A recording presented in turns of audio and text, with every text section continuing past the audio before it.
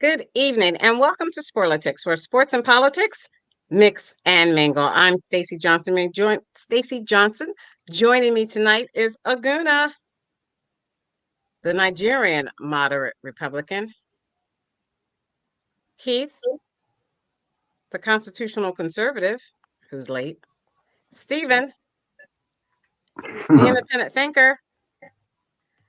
And my cousin Todd. We've got a packed show for you tonight. It's Constitution Day. Did you know that? I think Keith knew it was Constitution Day. But new apparent Trump assassination attempt highlights the Secret Service's strains in their system.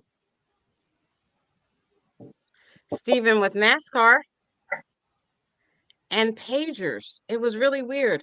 Pagers exploded simultaneously throughout Lebanon tonight. Week 2 in the NFL, we'll hear what Aguna and Stephen has to say about their teams. Haitian immigrants are model workers in Ohio as schools close for days. The Phillies are winning, and they play tonight. They're actually playing right now. What did you think about the Harris-Trump debate? We'll talk about that during the show. College football week 3. Talk about your favorite team. A cut, and then what? The Federal Reserve is set to cut U.S. interest rates for the first time since the pandemic. History shows that the state of the economy will play a crucial role on how markets respond. Russia threatens Ukraine and the West as long-range missile strikes looms, and more if we can fit it in. First up, Stephen with NASCAR. Stephen, what do you have with NASCAR? Well, you know that I love road courses, and we had Watkins Glen just this past Sunday. It was a wonderful race. It turned out really well for me. Chris Buescher won, and he won for me. But I would have won a lot more if the guy who came in second hadn't been passed by Chris, Shane Van Guschenberg, or whatever his name is. He's just a ringer that comes in for races like this, basically, for road courses. But it was all good. Wins and win, W's and W, everything's good. They go to Bristol next week. There's 8 more races left in the playoffs, and it's so weird right now because there's guys in the playoffs that have a chance to win the championship that you wouldn't even imagine should even be here. And the best guys they're down to like Kyle Larson. I think he's about 9th or 10th. Everybody had the chance because everybody's real bunched in together, but we might get a champion this year that nobody's ever heard of. And to me, that's what's racing. It makes it better now because you used to have in the 60s, 70s, 80s, Richard Petty won every race. We had some people won. They were ahead 20 laps ahead, 50 laps ahead, winning the race because it was not as competitive. Right now, NASCAR is as best as it's ever been. It's completely different than it ever was, but everybody has a chance to win the championship. Everybody has a chance to win a race because the cars are so identical, and it takes just a little tiny bit of what a driver can do and what the crew chief can do and what the crews can do to make it just that much better and not make a mistake and not do anything wrong. So that's why NASCAR is still number 1 with me, and they've lost. Like Richmond, we just lost one of our races. We used to have 2 races since like the 50s. We lost one because it's not as popular as it was. But a lot of people just backed out. They're not watching. If people were paying attention to racing, there'd be a lot more fans than they are right now. So the future is a little bit murky, a little bit hot, a little bit cold. But I am enjoying it, and I'm soaking it all in. And Bristol is this week, and that's like a half-a-mile track. It's a great race. If anybody gets a chance, check it out. So why do you think the racing has decreased in viewership? Because of everything that NASCAR's been doing. It's very corporate run. It's corporate run. So everything they've been doing has been hurting the true fans that have been fans for 50 years, 40 years, 30 years, whatever. What have they been doing? Everything that was with Bubba Wallace turned about half the fans off, that they weren't going to watch anymore. When they said there was a noose and the FBI checked it out, and it took the FBI a month That or was years 2 months ago. to figure out that it was a pull that you pull with your hand and it wasn't a noose. It was all That this was crap. years ago. It's all this corporate woke crap that they did. Plus, it happened way before that too, because they changed a lot of the rules. They had in the pits. They have speed limits now in the pits. Racing used to be racing, where when you go to the pits to get your tires changed or to get some gas, you didn't slow down. You raced full speed into the pit, and people were getting hurt. Blah blah blah. And that hurt a lot of people too, because that's not hardcore racing. Hardcore racing, real racing. Let me ask you this. Okay. Was it, now I want you to take your time. Yes, was sir. it Bubba Wallace and the noose, or was it what you just said about not slowing down to get gas and change tires? No, it's been a combination of things. It's been a cumulative. You can understand that, right? It's been a series of things that the corporations have done to beat down NASCAR. It's taken a lot of the fun out of it. Like NASCAR is like Evel Knievel jumping over 50 buses. That's what the appeal of NASCAR is. If you make it so white bread, nobody wants that, you know? But of all the things you mentioned, why did you highlight Bubba Wallace? Because that was huge. That was the most recent thing, and that was huge. And it wasn't. I'm not saying it was Bubba Wallace's fault. I'm saying it was NASCAR's. No, it was NASCAR's fault for capitulating to the corporations when they had to say, "We are so not racist. Look how not racist we are." But they never had to. Opinion. See, I also believe it's not my opinion. The fans are so sensitive that stuff like that will turn them away. No, it was absolutely blatantly disgusting. It was disgusting what they did with Bubba Wallace. It sounds like more. But I don't blame Bubba Wallace for it. I'm a fan of Bubba Wallace. It's not his fault. It was the corporations that wanted. It was just like that guy that said, "Oh, you're in MAGA country." What was that guy's name? "Oh, I'm in MAGA," and he got beat up by two MAGA guys. What was that guy? He's an actor. That's what I'm talking about. That kind of garbage is garbage, man. Nobody wants Jesse Smollett. It was like Bubba Wallace became Jesse Smollett. Okay. Let's have a dialogue. Can we have a dialogue, please? Bottom line of it is the younger generation doesn't like that NASCAR crap. They don't want to go out and sit in the sun and watch the races going around. They can bet online. They can do their phone things. It's not interest to them. Now, you being sensitive or trying to highlight all these other political things, which a lot of reasons. If you go to a NASCAR, you see a bunch of Confederate flags. You see all these people drinking. You don't see. They banned Confederate flags. They banned Confederate flags years ago. The fact that they even had to should tell you something. So a Confederate flag. Away from it. They banned that when Bubba Wallace was talking about. No, they banned Confederate flags before Bubba Wallace was there. Well, that's the culture of it, right? So now you see why people. Yeah, but the culture is not anybody that hates anybody. They don't hate anybody. Nobody hates anybody because they have a Confederate flag. It's just their heritage. Ask the people who are getting hated on whether they feel hated. Now, you can't just have that opinion and say, "Oh, nobody's hated." Yeah, ask people, and they'll give you their opinion. If people feel like they're being hated, but they're not being hated, then they're just stuck in their feelings. They have a right to do that. Yeah, they have a right to be stuck in their feelings. I see a statue. It hurts my feelings. Okay. You're doing the same thing. That's Okay. what you call projecting, because you do the same thing. No, it's not projecting. It's not projecting at all. It is. Okay. You say that's what they do, but that's what you do. All right. People are less offended by the Confederate flag than they are the January. How do you know? How do you know? Well, look at them. I mean, Confederate flag. How do you know? That was an actual secession. That was an actual rebellion against the government, but not January 6th. Oh, that was just interrupting the government from conducting government business. You're right. No. Yeah, go We ahead. just wanted a free and fair election. That's all.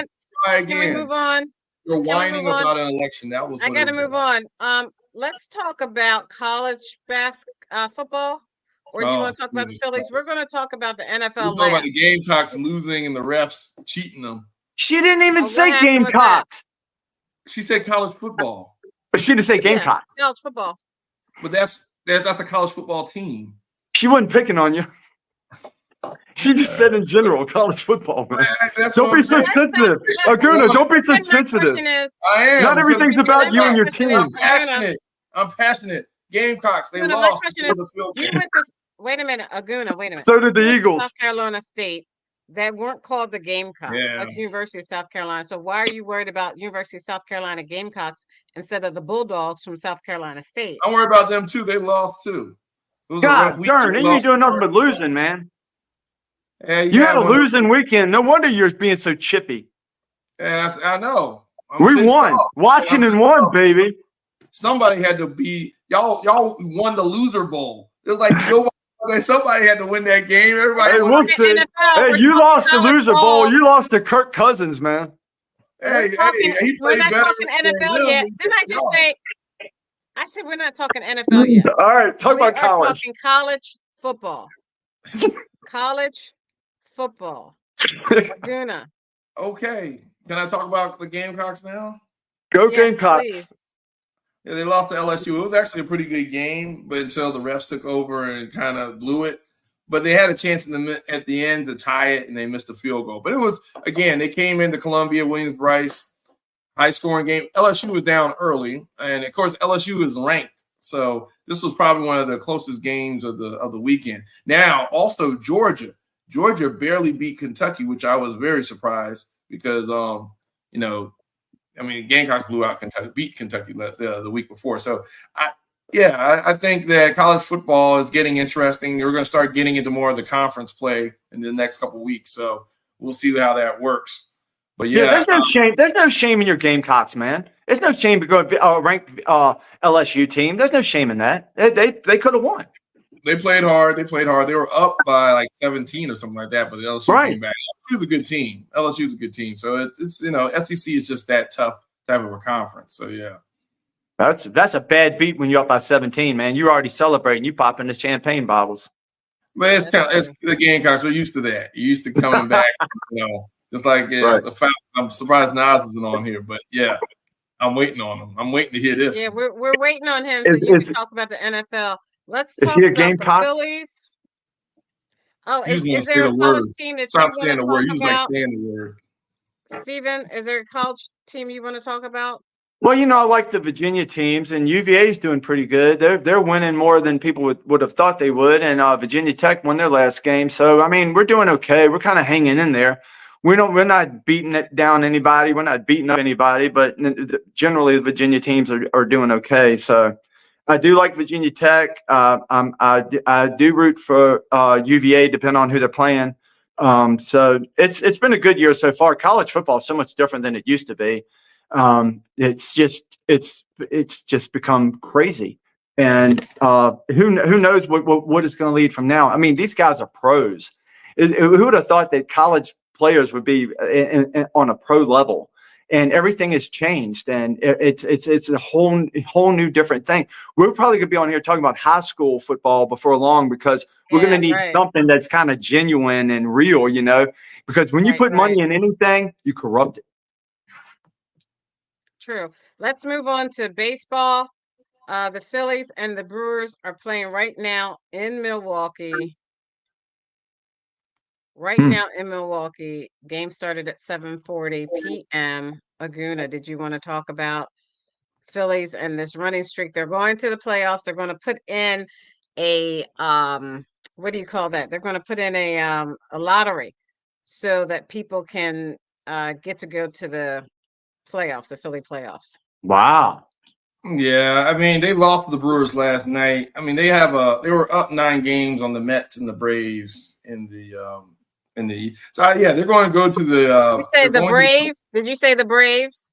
They're up 9 games on the Mets and the Braves. They beat the Braves. They won 2 out of 3 when they played them. I don't think they played the series again. I think they play the Mets again in New York. Towards and the next, actually at the end of this week, they have a 4-game series against the Mets. So that's going to determine a lot of the playoff positions. Right now, the Phillies are the best team in baseball for now. We'll see what happens. You don't want to pull a Braves when you get to the playoffs and you lose in the first round. But they're looking pretty good right now. We'll see. I know the Phillies they have a tendency when they're fighting for Red October, you know, they have a tendency to choke. So I'm gonna keep my fingers crossed. But they're looking pretty good. They're up 9 games, well, maybe 8 games now because I think the Brewers beat them last night. So we'll see. So they should win tonight. Oh, well, I hope so. Does anybody know the score? Does anybody have a score in front of them? I don't know. What is the score? I think they had just started. See. They had just started the game when it started 7:40. It's 1-0 Phillies. That's it. They're gonna win. Go ahead, and if you can right now, put your money on Phillies because usually a team that scores first generally wins. Odds are. So I would put my money on Phillies, even a plus that they lost last night. So put your money on Phillies right now. Whatever you want. Looks like the Mets are up on the Nationals. So, yeah, we got to keep an eye on these games because, yeah, we want to stay a couple of games ahead of the Nets. I mean, the Mets. Yeah, y'all are so lucky in Philly, being Philly fans, to have so many teams that are doing so well, man. That's really great. Yeah. And, you know, I got to commend you, Steven. You always say something nice. If your team is losing, you're not like a sore loser. You always say something nice about the other team. And I want to commend you on that. You've always given us that comes with that comes from maturity. When you get old, you're just like, all right, we're all friends. What the hell? Let's just have fun. But when I was younger, people would fight over it. You know, people would fight over their teams. I was like, oh, man, it's cool. It's all right. So I want to move on. We're going to wait until our guest comes on to talk about the NFL. So we're going to move on to politics, and I want to talk about how it's Constitution Day. Keith, you want to talk about what Constitution Day means? Well, go ahead, Keith. What does it mean? Constitution it's simple. Constitution Day is the 17th of September. That's when the Constitution was signed. And I think that's a wonderful day. But you know, we don't really celebrate it much like we should. Yeah, people don't even know the Constitution or what it's all about. And, we celebrate it every day. Yeah, I agree. I do. I celebrate it every day. But I mean, you know, the country. I mean, we got all of these holidays. You know, all these special days. Hey, why isn't it a day off? Right. Why don't we get a day off? Yeah. You're right. It can be a holiday in your heart. And all of these holidays, you know, they don't even necessarily represent the Constitution. No. I mean, not all of them. Not all of them. Some of them. Yeah, they do. They do represent the Constitution. It's freedom. Freedom to have holidays. So Constitution is when they signed the Declaration of Independence in Philadelphia on September 17th. What year? No, not the Declaration. The Declaration was that was before the Constitution. It's 1787, not 1776. I look pretty dumb. I got it wrong. Well, that's all right. I'm here to help educate. It's very simple. Very simple. I want to go on to the exploding pagers purchased by Hezbollah in Lebanon today. Just a moment. Let me, I'm sorry. I have it already queued up. Okay, here it is. Let's start it again. Sorry about that. We're having technical difficulties.